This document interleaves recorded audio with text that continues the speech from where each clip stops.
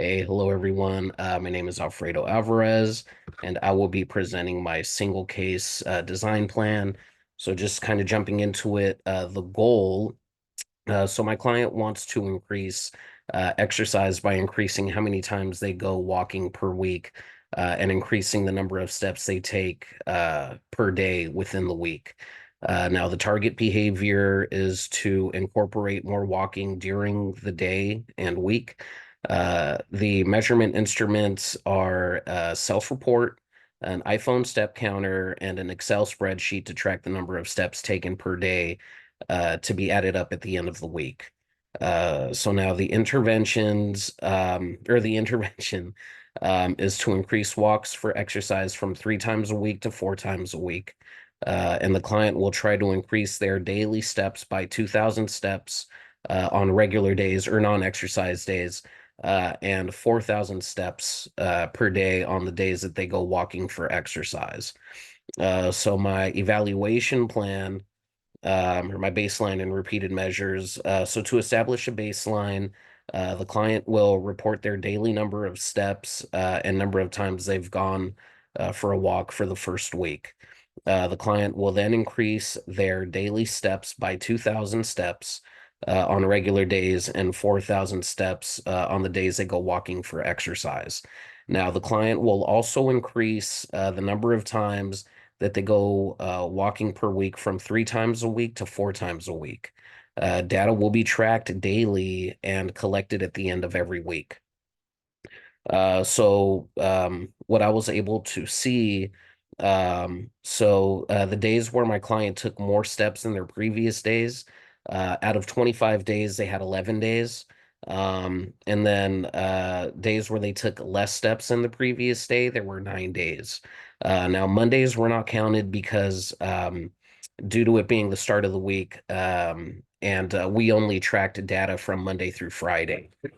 Um, Let me see. So now, based on the results, let me go ahead and share my sheet here. So now this is our spreadsheet. So now the client was unsuccessful in increasing walks for exercise from 3 times a week to 4 times a week.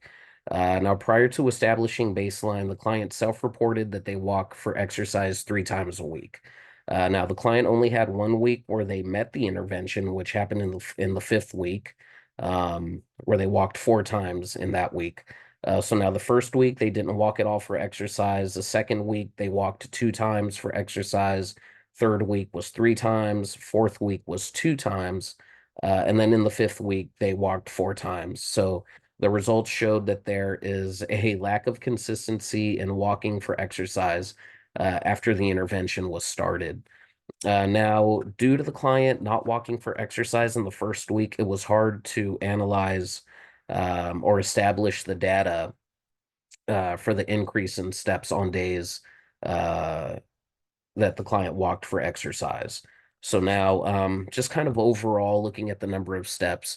So didn't quite meet the intervention, but just overall, the client did walk um, a little bit more consistently. So the client also did not meet the steps, or I'm sorry, meet the goal of increasing steps by 2,000 per day after baseline.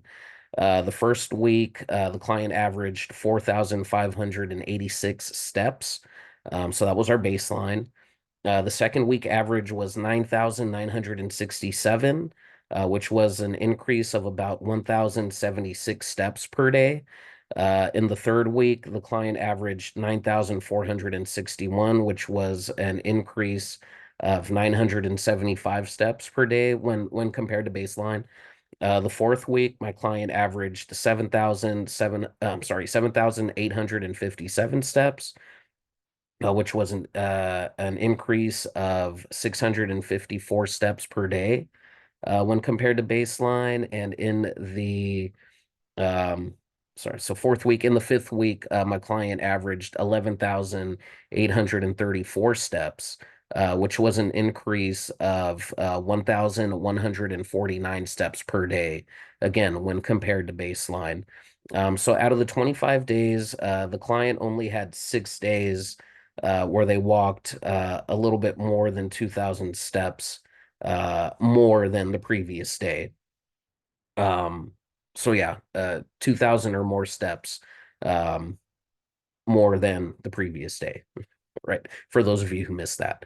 And now the experiment showed me that it's difficult to count for the client's ability or true willingness to participate in the experiment. And longitudinal research is also necessary to really see if the subject can stick to the interventions and if it produces a change in their behavior. And the interventions must be clear, must be concise, and replicable in order to replicate the experiment as well. Thank you very much for your time, everybody.